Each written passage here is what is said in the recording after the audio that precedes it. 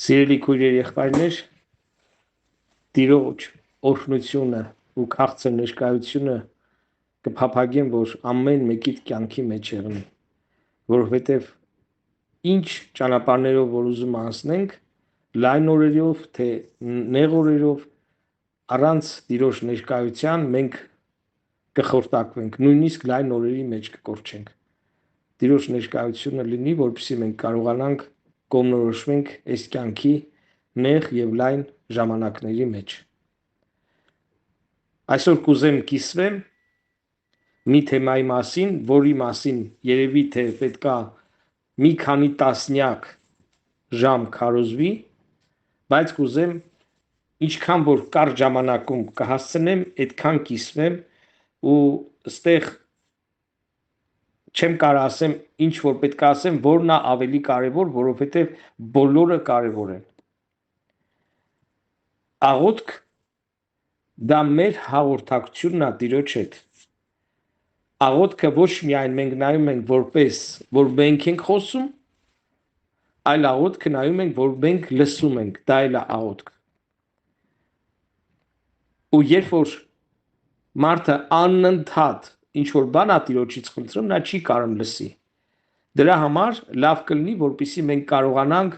եւ մեր սիրտը դատարկենք, եւ Տիրոջը անկեղծությամբ մեր սրտով մոտենանք, եւ դրա հետ միասին, որպեսզի մենք կարողանանք լսենք Տիրոջը։ Հատկապես երբ որ մենք օտար լեզուներով աղոթում ենք, մեր միտքը ազատ է եւ Սուրբ Հոգին շատ անգամ հենց օտար լեզուների աղոթքի ժամանակ կարող է խոսա մեր հետ, մի խոսքով աղոթքը դա երկխոսություն է։ Ու ես հավատում եմ, որ երբ որ մենք ծարավ ենք, Տիրոջը սիրտներս դատարկում ենք, կարող է ամեն անգամ մենք պատասխան չստանանք, բայց եթե մենք ծարավ ենք ու անընդհատ Տիրոջը խնդրում ենք, Հիսուսը աղոթեց 3 անգամ Գեթսեմանի պարտեզի մեջ եւ մոտարապես 1 ժամ էր տևում ամեն աղոթքը, նա Պետրոսին աշակերտներին ասավ նուժելի միթե 1 ժամ էլ չկարելսակ արթուն մնալ։ Եվ մենք տեսնում ենք, որ ամեն անգամ նա մոտարապես նույն բաներն էր աղոթում, այսինքն այնտեղ խտացված ձևով հիմնական իմաստն է գրած, ինչի մասին էր Հիսուսը աղոթում։ Պողոս առաքյալը 3 անգամ աղոթեց, երբ որ մարմնի խայթուն էր, եւ Տերը պատասխանեց։ Հիսուսը 3 անգամ աղոթեց եւ Տերը պատասխանեց։ Ես չեմ ուզում վարդապետություն ասեմ, որ 3 անգամ աղոթելուց Տերը պատասխանում է, մենք տեսնում ենք Աստվածաշնչի մեջ, որ շատ անգամ մարդը երկար ժամանակով աղոթում էր, Հոբը մոտարապես 9-10 ամիս լռություն էր զգում եւ դա իրան շատ էր տանջում, որ ինքը չէր հասկանում ինչ է իր հետ կատարվում։ Մենք պետք է հասկանանք մի շատ կարևոր բան, որ Տերը միշտ ուզում է, որպեսզի մեր սրտերը պատկանան իրան ու որպեսզի մենք միշտ Տիրոջը նվիրվենք սպասելով իր պատասխանին։ Դա ամենաքաղցր բանն է, երբ որ ծարաված հողը սկսում է անձրևը ստանալ ու ջուր։ Հակոբոսի 4-րդ գլխի մեջ 2-3 խոսքերի մեջ, 2-րդ եւ 3-րդ խոսքերի մեջ գրված է դուք չեք ստանում Տիրոջից, որովհետեւ չեք խնդրում։ Չեք ստանում, որովհետև չեք խնդրում։ Այսինքն Աստված ցույց է տալիս պատճառներից մեկը, որ մենք չենք ստանում մեր Տիրոջից ինչ որ բան չենք ստանում։ Պատճառը նա է, որ մենք չենք խնդրում։ Նախ ասեմ, շատերը հարցնում են, եթե Տերը գիտի մեր կարիքները, ինչի մենք պետք է անպայման աղոթենք, միթե նա չգիտի մեր կարիքները։ Ուզում եմ հստակ ձևով հասկանանք, որ Տերը մեր կյանքի մեջ անհամեմատ ավելի շատ բան է տալիս առանց մեր աղոթելու, քան տալիս է մեզ մեր աղոթելով։ Ուզում եմ էլի կրկնեմ, հույսով եմ Տերը կբացի, աղոթում եմ, որ Տերը բացի ձեզ։ Տերը մեզ անհամեմատ ավելի շատ բան է տալիս, երբ որ մենք չենք խնդրում, առանց մեր խնդրելու, քան թե մեր աղոթներով։ Պարզապես Տերը ուզում է, որպեսզի աղոթենք մի քանի պատճառով։ Առաջի պատճառը, որ մենք սովորենք Աստծոց կախված լինենք։ Հիշեք մի բան, Եթե մարդը ասավ ես չեմ ծառայելու Աստծուն ու սատանային էլ չեմ ծառայելու, ես նույնիսկ տեսել եմ մարդ քանի անգամ որ վկայել եմ, այդ մարդը սատանային սկսել է հայհոյել, ասելով ով անա, որ ես նրան ծառայեմ։ Շատ կեղտոտ հայհոյանքներով հայհոյել է սատանային, ասելով նա ով է, որ ես նրան ծառայեմ, ես նրան էլ չեմ ծառայելու, Աստծուն էլ չեմ ծառայելու։ Գիտեք, սատանայի համար դա երազանք է, որ մարդը իրան հայհոյի, որովհետև այն որ ասում է գորդ երեսին թքում են, ասում է ուղղայ անձրև է գալիս, նույն ձևի սենց է։ Եթե մարդը Աստծոց կախված չի, նա անպայման կախվածության մեջ է անգնում սատանայից եւ մեղքից։ Եվ պարզապես Աստված ուզում է, որպեսզի մենք աղոթքի մեջ լինենք, Հիսուսը մարմնի մեջ լինելով, նա անընդհատ աղոթքի մեջ էր, գրված է, որ ամեն օր արցունքով, աղաչանքով խնդրում էր նրան, որ կարող է իրեն մահից ազատել եւ լսվեց իր բարեպաշտության պատճառով։ Սիրելի քույրեր, եղբայրներ, եթե Աստծո որդին, Աստված մարդու մարմնի մեջ գտնվելով, որպեսզի այդ մարմնով մեղք չգործի, մարդու մարմինը, իր Հիսուսի մարմինը, դա մեղավոր մարմին էր, այսինքն մեղք չէր գործել, բայց մարդու մեղավոր մարմին էր, եւ Հիսուսի ամենամեծ հաղթանակներից մեկը հենց դա էր, որ նա երբեք մեղք չգործեց։ Եվ Հիսուսը մարդու մարմնի մեջ գտնվելով անընդհատ աղոթքի կապի մեջ էր հոր հետ, որպեսզի մեղք չգործի, որտեղ մեղքը մահ է ծնում, եւ նա աղոթում էր, որպեսզի իրեն մահից ազատի, եւ նա լսվեց։ Մենք տեսնում ենք, որ մեկը Հիսուսը մահացավ եւ երրորդ օրը հարություն առավ, այսինքն ուրիշ մահի մասին էր խոսքը, մեղքի մահի մասին։ Այդ պատճառով մենք պետք է հասկանանք մի շատ կարևոր բան, նույնիսկ Աստված մարդու մարմնի մեջ մարդու որդի եղնելով աղոթում էր, որպեսզի առանց մեղքի ապրի այս երկրի վրա եւ ամբողջ օրենքը կատարի, նույն ձևի մենք պետք է հասկանանք, որ մենք էլ աղոթքի կարիք ունենք, որովհետև աղոթքը մեզ անընդհատ պահում է Տիրոջ ներկայության մեջ։ Ես կրոնավոր աղոթքի մասին չեմ ասում, անկեղծ աղոթքի մասին եմ ասում, որովհետև Տերն ասում է, այս ժողովուրդը ինձ կմոտենա իր շուրթերով, բայց իրար սիրտը ինձանից հեռացված է։ Մենք պետք է հասկանանք շատ կարևոր բան, որ աղոթքը Տերը տվել է այդ ձևը, Աստծո հետ հարաբերության ձևը, եւ նա ոչինչ չի անում, եթե մենք չաղոթենք։ Դրա հետ միասին ես արդեն ասեցի, հոգեվորները կհասկանան ինչ եմ ասում, այսօր Տերը մեզ անհամեմատ տալիս է ավելի շատ, քան առանց մեր աղոթքի, այսօր մենք կերակուր ունենք, այսօր մենք ջուր ենք խմում, այսօր մենք օդ ենք շնչում, եւ բացի այդ մեզ Տերը այնքան փորձանքներից ազատում, որ մենք չենք նկատում։ Կուզեմ, որպեսզի մենք հասկանանք մի բան, որ մենք միշտ նկատում ենք միայն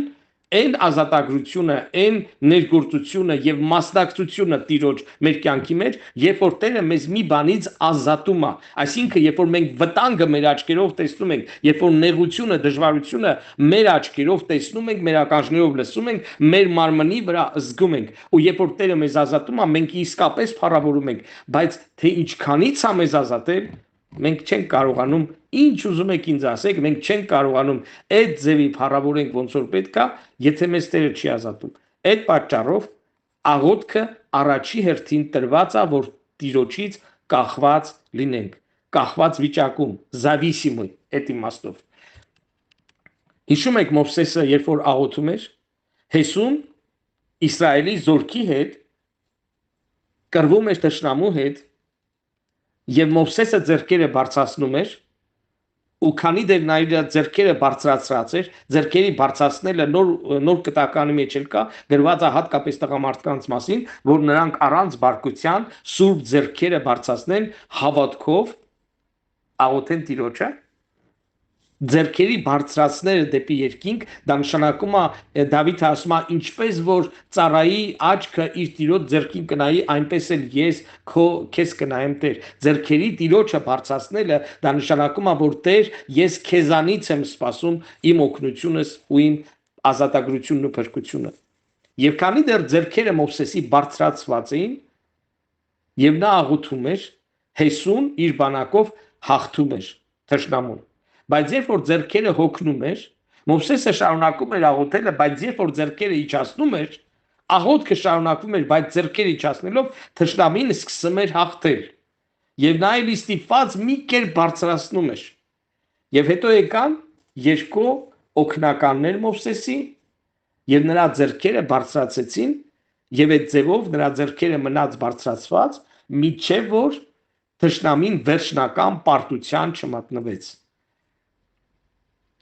Աղոթքը Տիրոջից կախվածության վիճակի մեջ լինելն է։ Էլի եմ ասում, դա կրոնի հարց չի։ Շատ անգամ ասում են, ես հիշում եմ 90-ականի վերջերին, 2000-ի սկզբին տես վարդապետություն կար, որ եթե դու մի անգամ աղոթեցիր Տիրոջը, արդեն պիտի անընդհատ փառավորես, որ արդեն ստացել ես։ Դա աստվածաշնչային վարդապետություն չի, ուզում եմ ավելին ասեմ, ամբողջ աստվածաշնչի աղոթքի օրինակը ցույց է տալիս մեր հետևյալը. իսկական կայուն հավատքը, կայուն ամուր հավատքը հենց նրա մեջ է, որ ով որ Տիրոջից մի բան է խնդրում, աղոթում է միջև որ ստանա։ Այսինքն միջև ստանալը դա կտևի 1 օր,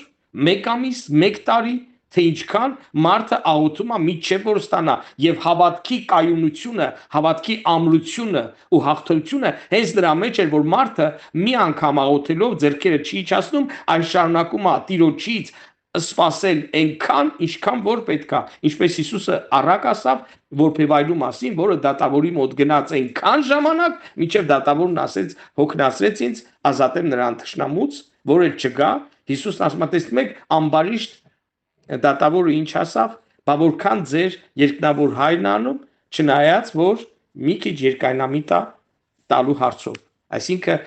մի անգամից կարող է չստանանք, բայց հենց դրա մեջ է հավատքը։ Գիտեք ինչ, երբ որ մարդը աղոթի ու անընդհատ, մենք աղոթում ենք ու աղոթքը դեռ չվերջացած, կարող ենք ստանալ հրաշք։ Բայց շատ անգամ մենք աղոթում ենք ոչ մեկ անգամ, այլ քանի անգամներ, միջև որ եւ համբերությամբ, հավատարմությամբ սպասում ենք։ Պողոս Արաքյալը հենց դրա մասին ասում, որ ուզում եմ որպեսզի դուք չծուլանաք,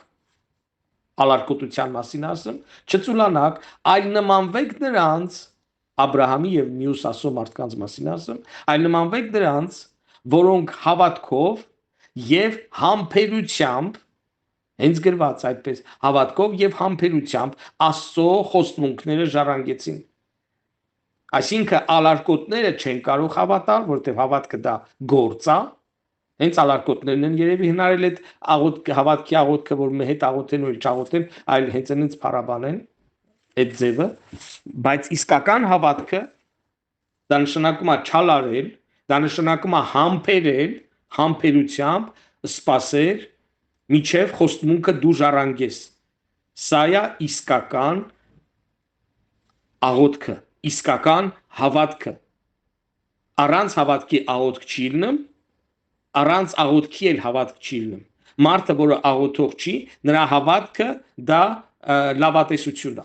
Հուսեյնը օպտիմիզմ են ասում։ Լավատեսությունը կարող է մի քիչ օգնի մարդուն մի երկու տնտեսական հարցում, ճակերտների մեջ, բայց դա ոչ մի աստծո ներգործություն չի բերի իր կյանքի մեջ։ Եվ այսպես աղոթքը դա պետքա որպեսզի մենք Աստծոց անընդհատ կախված վիճակի մեջ լինենք, որպեսզի մեր հավատքը աղոթքի միջոցով վարժվում է, ռուսերեն տրենիրովկա է անում, վարժվում է։ Եթե մենք չենք աղոթում, մեր հավատքը չի վարժվում։ Ու այդ պատճառով մենք պետք է հասկանանք, որ Տերը ուզում է, որպեսզի մենք աղոթքի մեջ լինենք։ Էլի եմ ասում, սիրտը պետք է միշտ մասնակցի աղոթքի մեջ, այլ ոչ թե սովորած բառերով հենց մենք մի բան խնդրենք։ Երբ որ մենք աղոթում ենք, մենք պետք է աղոթենք Հիսուսի անունով։ Դա շատ կարևոր է, որ մենք հիշենք։ Ինչ է նշանակում Հովհաննեսի 16-րդ գլխի 23-24 խոսքերը։ գրված է, որ իմ անունով ինչ որ խնդրեք, պիտի տամ,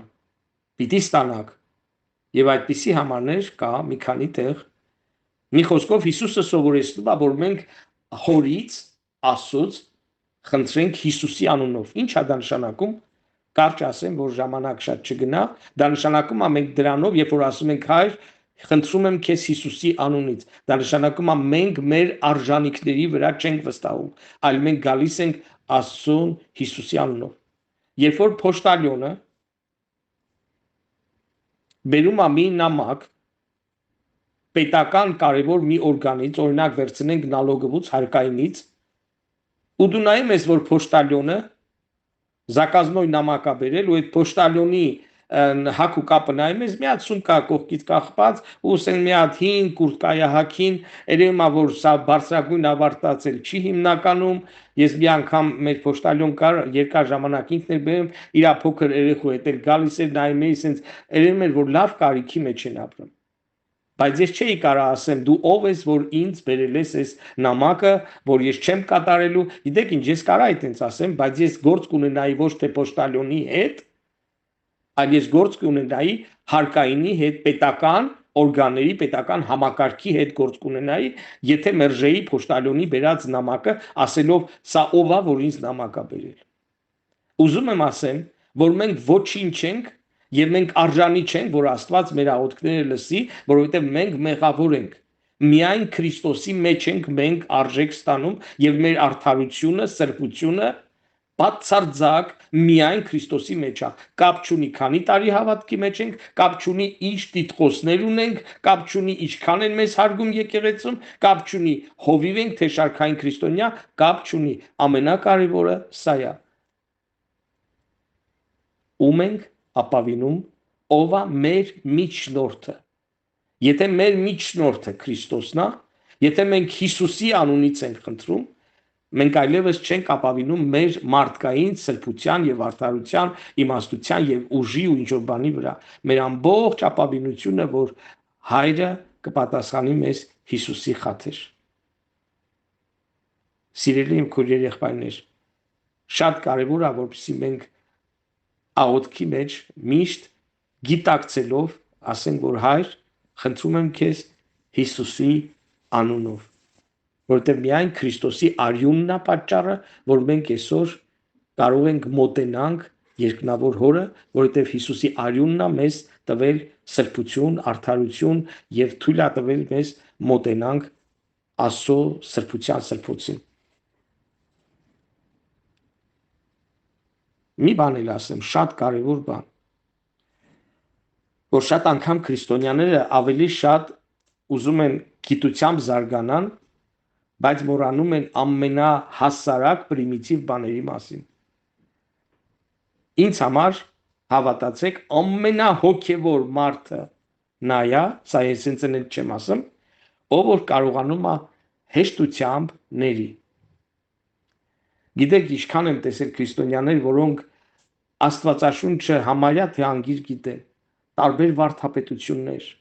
տաղանդավոր են, ծառայության մեջ շատ տաղանդավոր են, պարգևի ու շնորհի զորություն ունեն։ Նույնիսկ իրանց միջոցով ինչ որ բաներ է կատարվում, բայց կար ժամանակով ինչի։ Պարզվում է, որ իրանց սրտի մեջ մեկին, երկուսին իրանք չեն ներում, չեն սիրում, այլ ատում են։ Սարսափելի է, երբ որ մարդը իր սրտի մեջ ինչ որ մեկին չի ներել։ Հայր մեր աղոթքի մեջ Հիսուսը սովորացնում է ներիր մեր մեղքերը, ինչպես մենք ենք ներում մեր պարտականներին։ Այսինքն ու մենք այստեղ ֆինանսի պարտքի մասին չի միայն խոսքը, այլ առաջի հերթին սա մեղքի հարցն է, այսինքն եթե մենք Տիրոջ առաջ մեղք են գործել, ինչ որ մի չարություն են կարել, անհնազանդություն են կարել, մենք պետք է ներենք նրանց, ովքեր մեր նկատմամբ չարություն են արել։ Ինչ է նշանակում ներել։ Ներել դա չի նշանակում, եթե դու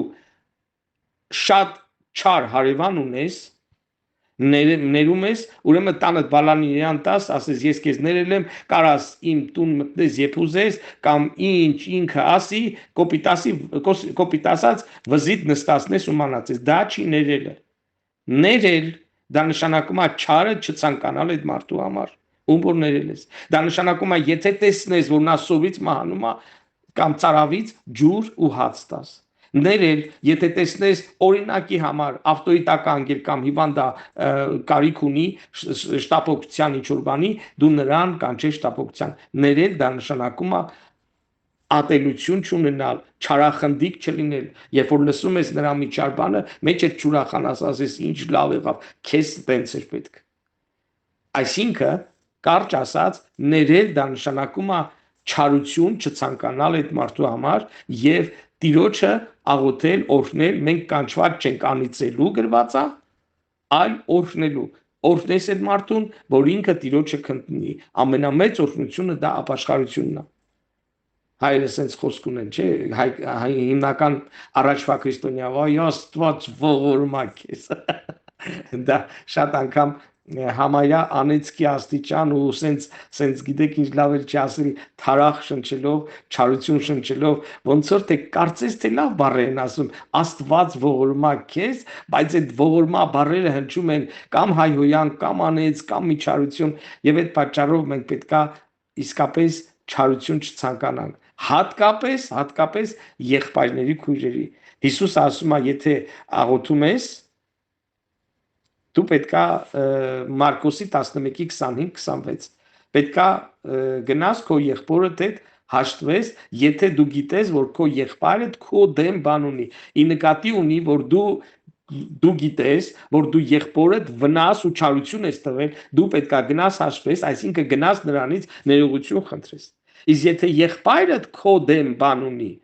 եղբայրը դա քեզ ոչ թե քո դեմ բան ունի, այլ եղբայրը դա քեզ վնաս տվել, դու կարող ես չգնաս իր մոտ հաշտվելու, այլ ներես աղոթքից առաջ ու Տիրոջ ասես ես ներում եմ ու թշնամություն չունեմ իր հետ։ Բայց եթե դու գիտես, որ քո եղբայրը քո դեմ բան ունի, որովհետև դու չարություն ես արել, դու պետքա գնաս ու ոչ միայն դու չտեսներ ինքն քեզների, այլ ներողություն խնդրես ու խաղաղվես, կամ էլ զանգես, հիմի հնարավոր է զանգերն էլ։ Կարևորը որ քո եւ եղբորդ մեջ խաղաղությունը լինի եւ ներողություն խնդրել ոչ թե հնենց որ ինքը իրան մեղավոր զգա, այլ ներողություն չեմ ուզում մանրամասնացնել, դա հասկանում եք, այլ ներողություն խնդրել պարզապես հասկանալով, որ դու մեղավոր ես եղել։ Այսինքն, երբ որ մենք աղոթում ենք, մենք պետք է հասկանանք, որ պիտի ներենք մեր քույր եղբայրներին եւ եթե մենք չարություն ենք արել, մենք պետք է ներողություն խնդրենք, որ խաղաղության մեջ լինենք։ Հարցնում են իսկ քանի անգամ պետք է աղոթել։ Ես հավատում եմ, որ մենք աղոթքի տուն ենք ամեն մեկս, մենք տաճար ենք, Տիրոջ տաճարն ենք եւ մենք աղոթքի տուն ենք ու անընդհատ մեր մեջ այդ աղոթքը գնում է անընդհատ։ Իհարկե շատ լավ է, որ մենք առանձնանանք, որովհետև որպեսզի մենք չխանգարենք, ինչպես որ մենք առանձնանում ենք մեր ընտանիքի հետ, մեր կնոջ, մեր երեխեքի, մեր ամուսնու հետ, մեր ծնողների հետ առանձնանալ մտերիմներով, դա միշտ բան է, դա կարևոր է։ Մենք կարող ենք գնալ ինչ-որ մի հարսանիք կամ շուկա կամ տարգովի ցենտր, մեր ընտանիքով ընդեղ էլ իրար հետ խոսանք, բայց դա այն չի, ինչ որ մենք առանձնանում ենք, չենք կարող ապրենք, դուք պատկերացնում եք մի մարդ շուկայի մեջ իր ընտանիքով ապրի, դա շատ իհարկե իրար հետ կարելի է թաքուն խոսալ, բայց դա այն չի, առանձնանալը միշտ կարևոր է, որ մենք առանձնանանք Տիրոջ հետ հաղորդակցության։ Քանի անգամ պիտի աղոթենք, մենք այդպիսի պատվիրան չունենք, գրված է, որ будьте в молитве постоянно, այսինքն հարատևել աղոթքի մեջ։ Իսկ դա նշանակում է, որ մենք անընդհատ այդ մեր ներսի երկխոսությունը մեր երկնավոր հետ, հոր հետ անընդհատ պիտի լինի։ Մի բան էլ շեշտեմ, ելի եմ ասում, ժամանակը քիչ է, դրա համար կարևոր բաների վրա շատ քիչ ժամանակով կանգ եմ առնում։ Մի բան էլ ասեմ, մեր աղոթքները պետք է լինի միշտ գոհության աղոթքներ։ Դա նույնիսկ եթե մենք ինչ-որ մի բան ենք խնդրում, մենք պետքա գոհանանք, հիշենք։ Դավիթը ասում է. «Ով իմ անձս մի не унывай ռուսերենում ասեմ, ես հայերենով մի վշտանա, այլ Տիրոջը փառավորի։ Մենք պետք է հասկանանք մի բան, որ նույնիսկ եթե մենք ծանր ճշմարտության տակ ենք, մենք պիտի Տիրոջը փառավորենք հիշելով բոլոր բարիքները, որ նա մեզ համար արել է։ Ոչ թե տեխնիկապես ավտոմատի նման պետք է անենք, մեքենայորեն, այլ պետք է մենք անենք անկեղծ սրտով, իսկապես փառավորելով, որովհետև մարդը, որը չի փառավորում, գրված է, որ փառաբանության միջոցով սատանան պապանձվում է։ Հիշում եք Հիսուսն ասում է, որ փառաբանություն սարքեցիր մանուկների շուտերով եւ պապանձեցրեցիր թշնամուն։ Եվ մենք պետք է հասկանանք, որ երբ որ մենք փառավորում ենք, սատանան պապանձվում է։ Նա ամեն ջանք արա, որ Հոբը չփառավորի այդ տրտնջա։ Սատանան շատ է ուզում, որ մեր կարիքների մեջ մենք տրտնջանք։ Մենք պիտի անկեղծ սրտով, նույնիսկ եթե պետք է արցունքով, բայց փառավորենք Տիրոջը ու հետո մենք խնդրենք մեր կարիքների համար։ Օրվա համար մենք պետք է անընդհատ փառավորենք Տիրոջը ամեն բանի համար։ Աղոթքը ոչ միայն ինչ որ բանի խնդրանքա, ուզելա, այլ նաև փառաբանություն է։ Մենք պետք է սովորենք աղոթենք Աստծո կամքը ճանաչելով։ Մենք սխալ կաղոթենք, եթե մենք Աստծուն չճանաչենք։ Այդ պատճառով մենք պետք է ձգտենք Աստծուն ճանաչել, որովհետև մեր աղոթքները ճիշտ գնում են Աստծուն, եթե մենք ճանաչենք։ Օրինակ, եթե մարդը մոտենա ինձ ու շատ խնդրի, որ ես սինթեզատոր նվագեմ կամ գիտար։ Ես փորձել եմ իմ մոտ այդ տաղանդը չկա ցավոք սրտի, իմ կինսա երաժշտության ուսուցիչ է եղել, հիմի էլ փառաբանության լիդեր է, նա բարձրագույն է ավարտել երաժշտական ու սինթեզատոր ու դաշնամուր գործիքների վրա նվագում է, ես փորձել եմ, որ ինձ սովորեցնի, մի խոսքով ինձ տվյալներ չունեմ, ու որ ինձ շատ խնդրեն, որ ես անեմ, ես չեմ կարող անել, որովհետև եւ այն մարդը, որ ինձ խնդրի, որ նվագեմ, դա նշանակում է ինքը ինձ չի ճանաչում։ Ուզում եմ հասկանանք մի կարևոր բան։ Մենք ինչքան Աստծո կամքը շատ ճանաչենք, այնքան ճիշտ կաղոթենք նրան։ Իր կամքի մեջ, որովհետև ինչ որ մենք խնդրում ենք, առաջի Հովանես 5-րդ գլխի 14-15 խոսքերը եւ առաջի Հովանու 3-րդ գլխի 21-22 խոսքերը, առաջի Հովանու 3-ի 21-22 խոսքերը։ Այդ խոսքերի մեջ գրված է, որ մեր աղոթքները ճիշտ են, լսվում են Տիրոջ կողմից, եթե մենք նրա կամքի համեմատ ենք աղոթում, եթե մենք նրան հաճելի ձևով ենք աղոթում։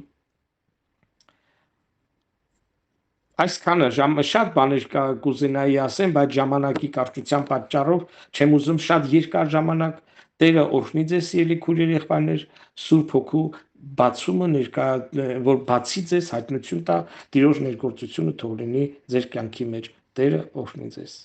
Ամեն։